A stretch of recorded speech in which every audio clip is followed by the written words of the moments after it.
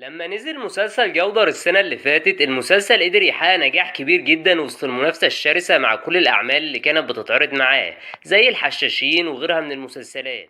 ودلوقتي بقول لكم بعد ما شفت 13 حلقة من الجزء التاني إن المسلسل لسه محافظ على مستواه اللي ما قلش عن الجزء الأول خالص، ده كمان تفوق عليه.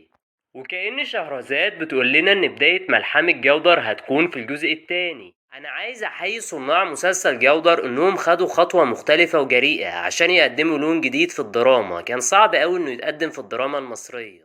أعمال الفانتازيا زي ما كلنا عارفين بتكون محتاجة مجهود عالي في التنفيذ وميزانية كبيرة جدا عشان تقدر تخرج القصة الخيالية بالشكل اللي الكاتب شايفه على الورق.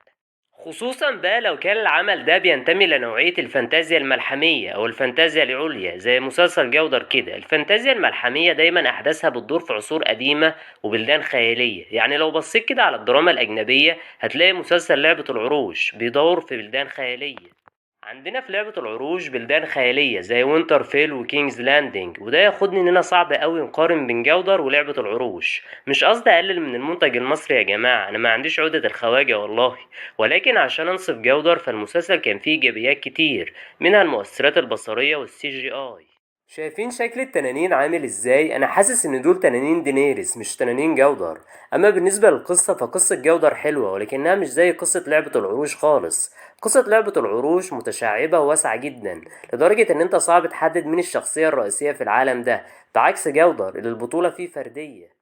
وبمناسبة كلامنا عن البطل، فأنا شايف إن شخصية جودر وحكايته مع الكنوز الأربعة شبيهة شوية بشخصية هيركليز والمهام الخارقة اللي هو بيقوم بيها. واللي شاف مسلسل هيركليز القديم هيعرف قد إيه إن الشخصيتين بينهم تشابه كبير.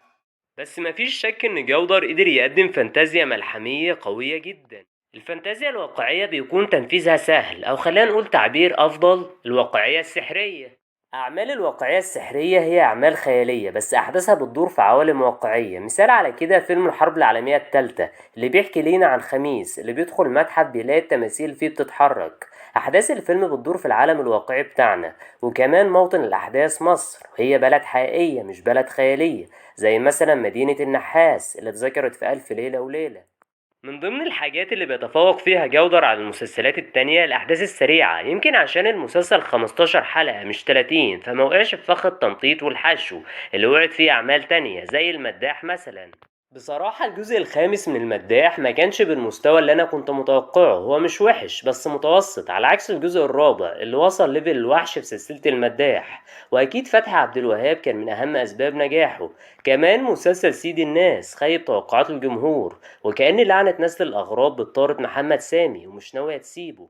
سيد الناس يا جماعة لما تيجي تشوفه لازم تسد ودانك، المسلسل فيه كمية جعير وتمثيل مصطنع، وواضح قوي ان احمد زاهر مش عارف يخرج من عباية فتح البرنس لحد دلوقتي.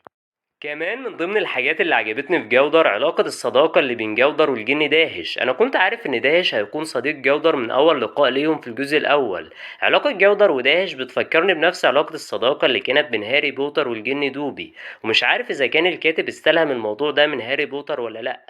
بس لازم اقول كلمة شكر لمؤلف المسلسل الكاتب انور عبد المغيث، انه قدر يقدم لينا الف ليلة وليلة بشكل جديد، ورسم لوحة شهريار وشهرزاد بشكل مختلف عن كل الكتاب اللي سبقوه. وكمان قدم لينا شخصية جودر اللي هي مش من الشخصيات المشهورة قوي في عالم الف ليلة وليلة، بعكس علاء الدين وعلي بابا وسندباد. من الشخصيات اللي عجبتني شخصية شواهي نور، لسه مكملة بنفس الأداء الحلو اللي هي عملته في الجزء الأول. نور يليق عليها أدوار الشر بالرغم من جمالها. فاكرين فيلم الرهينة اللي كتبه نبيل فاروق؟ واضح أوي إن دكتور نبيل كان عنده نظرة مستقبلية في نور. طيب اتكلمنا كتير عن إيجابيات جودر وقد إيه إن هو مسلسل حلو ومتعوب عليه، نيجي بقى للسلبيات. من الحاجات اللي ما عجبتنيش هي الدعاية الوحشة للمسلسل. في ناس كتير ما كانتش عارفة ان الجزء التاني من جودر بيتعرض في النص الاول من رمضان، وانا كنت واحد من الناس دي، واتفاجئت وفرحت في نفس الوقت لما عرفت ان المسلسل اتعرض بدري. كمان يا جماعة اكتر حاجة ضايقتني مدة الحلقات القصيرة قوي اللي ساعات بتكون اقل من نص ساعة. على فكرة دي حاجة مش حلوة خالص، انت كاتب مسلسل من 15 حلقة، يعني لازم مدة الحلقة تكون طويلة لان عدد حلقاتك قليل. كمان في ممثلين حسيت انهم ميس كاستنج في المسلسل ده، زي طارق عماد اللي كان اداها وحش ومصطنع.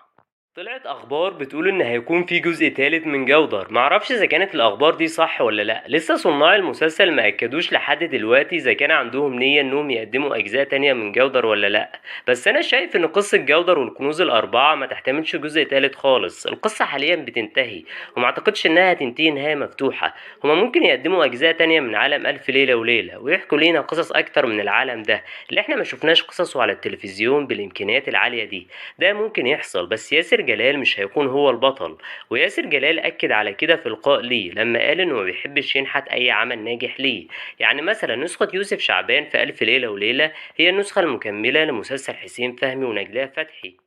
لو عايزين أجزاء تانية من ألف ليلة وليلة قولولي رأيكم في التعليقات، ولو وصلتوا لحد هنا يبقى أكيد الفيديو عجبكم، فما تبخلوش عليا بلايك وتشتركوا في القناة، وكمان ياريت تفعلوا زر الإشعارات عشان يوصل لكم كل جديد.